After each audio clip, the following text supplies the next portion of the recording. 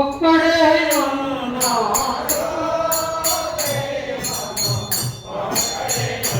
ನಾಡ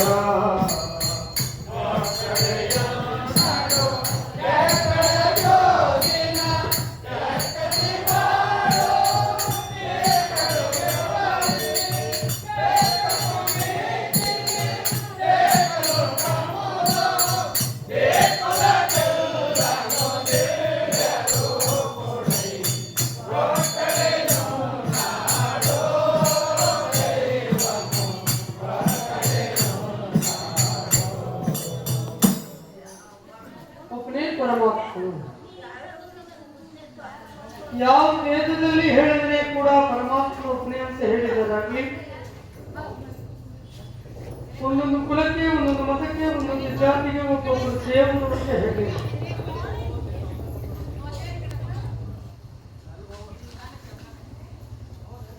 ಅದೇ ಮಾತು ಪುಣ್ಯಪುರುಷರು ಜಗದ್ಗುರು ಶಂಕರಾಚಾರ್ಯರ ಸಂಸ್ಕೃತದಲ್ಲಿ ಹೇಳ್ತಾರೆ.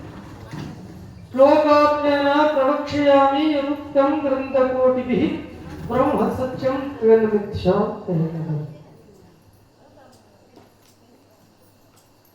ಆದ್ರೆ ಅದಕ್ಕೆ ಅರ್ಥ ಏನು ಅಂತಂದ್ರೆ, ಇರೋದೇ ಪರಮಾತ್ಮನಿಗೆ ಜಗತ್ತಿಲ್ಲ ಅಂತ.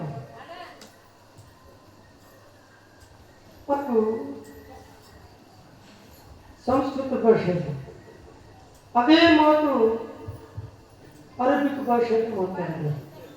ಬಹುದ ಹೂಲಾಶರಿ ಮತ್ತೆ ಇದಕ್ಕೂ ಕೂಡ ಅದೇನು, ಇರೋದೇ ಪರಮಾತ್ಮನು, ಈ ಜಗತ್ತಿಲ್ಲ, ಪರಮಾತ್ಮ ಅಂತ. ಇದು ಅರಬಿಕ್ ಭಾಷೆಯಲ್ಲಿ ಮಾತಾಡಿದ್ದಾರೆ. ಇದೇ ಮಾತು ತೆಲುಗಿನಲ್ಲಿ ಹೇಳಿದ್ದಾರೆ. ದೈವಮು ಕಂಡೋದಿ ಜಗಬುಲಿ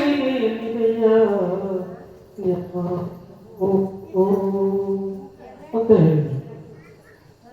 ಮತ್ತೆ ಇಲ್ಲಿ ಮೂರು ಭಾಷೆಯಲ್ಲಿ ಮಾತಾಡಿದ್ದಾರೆ. ಮೂರು ಭಾಷೆಯಲ್ಲಿ ಮಾತಾಡಿದ್ರೆ ಕೂಡ ಎರಡು ಅಕ್ಷರ ಬದಲಾವಣೆ.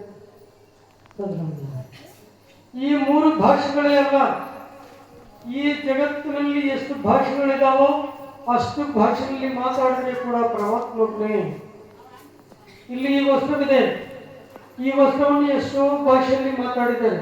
ಅಂಶುಕಂ, ಆಚ್ಛಾದನಂ, ವಸನಂ, ವಸ್ತ್ರಂ, ಚೇಲಂ, ಕುಟುಂಬ, ದುರ್ಬಲುವ, ಕೋಟ, ಕ್ಲಾತ್, ಕಪಡ, ಗುಡ್ಡ, ಬಟ್ಟ, ಸೀಟ.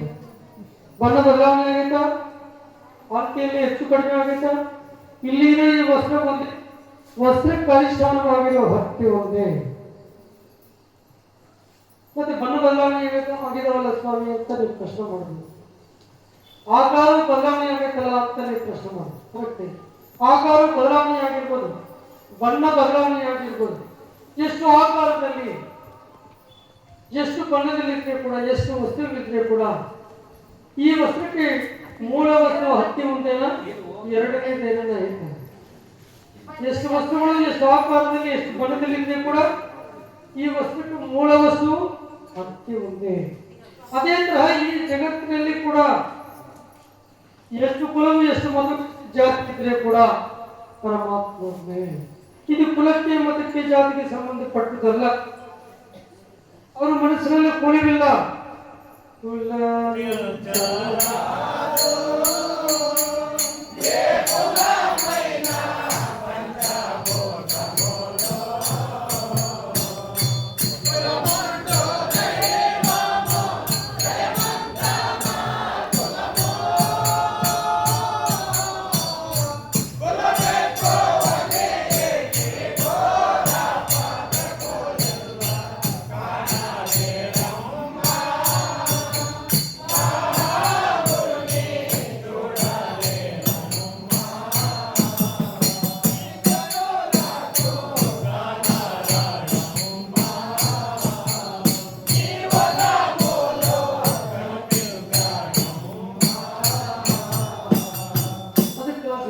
ಅವರ ಮನಸ್ಸಿನ ಕುಲವು, ಮತವು, ಜಾತಿ, ವರ್ಗವಿಲ್ಲ. ಇದು ಕುಲಕ್ಕೆ ಸಂಬಂಧಪಟ್ಟದಲ್ಲ. ಆ ಪುಣ್ಯಪುರುಷರ ಮನಸ್ಸು ಯಾವ ತರ ಹೇಗೆ ಅಂತಂದ್ರೆ, ಉದಾರ ಚರಿತಾನಂತೂ ವಸುಧೈವ ಕುಟುಂಬಕಂ.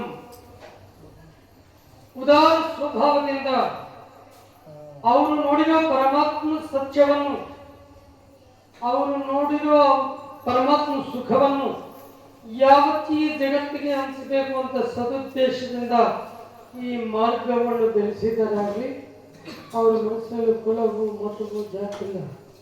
ಅವ್ರ ಮನಸ್ಸು ಹೇಳ್ತಾರೆ ಹೇಗೆ, ಪುರುಗುನು ಸಂಜೀವು ಪುರುಗುನು ಚೇತನ ಚಂದಮಾಯನು.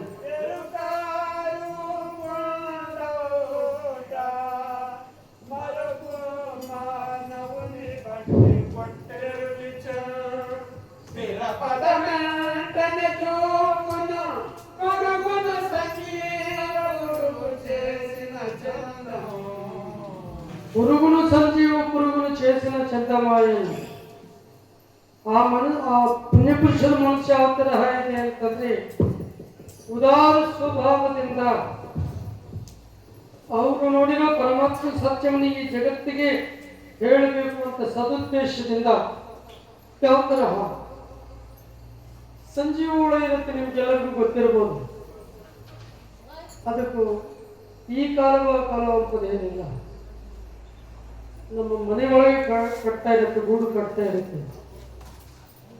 ಮೆತ್ತಗಿರೋ ಮಣ್ಣು ತಗೊಂಡು ಬಂದು ಗೂಡು ಕಟ್ತಾ ಇರುತ್ತೆ. ಕಟ್ಟಿ ಅದಕ್ಕೆ ಸಂಬಂಧವಿಲ್ಲದ ಹುಳನ್ನು ತಗೊಂಡು ಬರುತ್ತೆ. ಈ ಸಂಜೀವಗಳ ಬಣ್ಣೆ ಬೇರು, ಆ ಹುಳ ಬಣ್ಣೆ ಬೇರು. ಇದು ಆಕಾರವೇ ಬೇರು, ಅದು ಆಕಾರವೇ ಬೇರು. ಅಂತ ಹುಳನ್ನು ತಗೊಂಡು ಬರುತ್ತೆ. ಅದಕ್ಕೆ ಮನಸ್ಸಿನಲ್ಲಿಲ್ಲ, ನಮ್ಮ ಬಣ್ಣ ಇಲ್ಲ, ನಮ್ಮ ರೂಪವಿಲ್ಲ, ನಮ್ಮ ಆಕಾರವಿಲ್ಲ ಅಂತ ಅದಕ್ಕಿಲ್ಲ. ಅದೇ ತರಹ ನಮ್ಮ ಗುರುಗಳು ಕೂಡ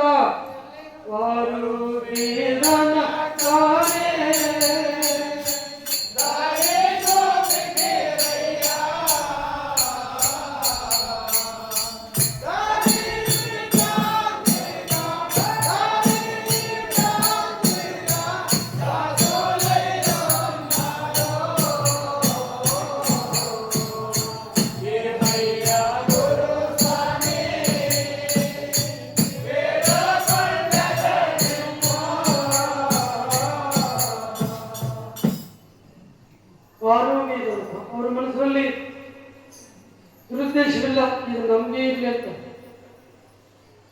ಆ ಸಂಜೀವಗಳು ಕೂಡ ನಮ್ಮ ಆಕಾರಕ್ಕೂ ನಮ್ಮ ಬಣ್ಣ ಇಲ್ಲ ಅಂತ ಅನ್ಕೊಂಡಿಲ್ಲ. ಆ ಹಸಿರು ಕಲೆಗಳು, ಹಸಿರು ಬಣ್ಣ ಇರುವ ಆ ಹುಳನ್ನು ತಗೊಂಡು ಬಂದು ಅದು ಕಟ್ಟಿರೋ ಕೂಡಲ್ಲಿ ಬಿಟ್ಟು ಸುಮಾರು 20-21 ಜನ ಓಂಕಾರವನ್ನು ನಾದವನ್ನು ಅದಕ್ಕೆ ಕೇಳಿಸಿ ಆ ಬಣ್ಣ, ಆ ಸಂಜೀವ ಬಣ್ಣ ಯಾವ ತರ ಇದ್ರೆ ಅದೇ ತರಹ ಬಣ್ಣ, ಅದೇ ತರಹ ಆಕಾರ ಇದಕ್ಕೆ ಬಂತು. ಅದೇ ತರಹ ನಮ್ಮ ಗುರುಗಳು ಕೂಡ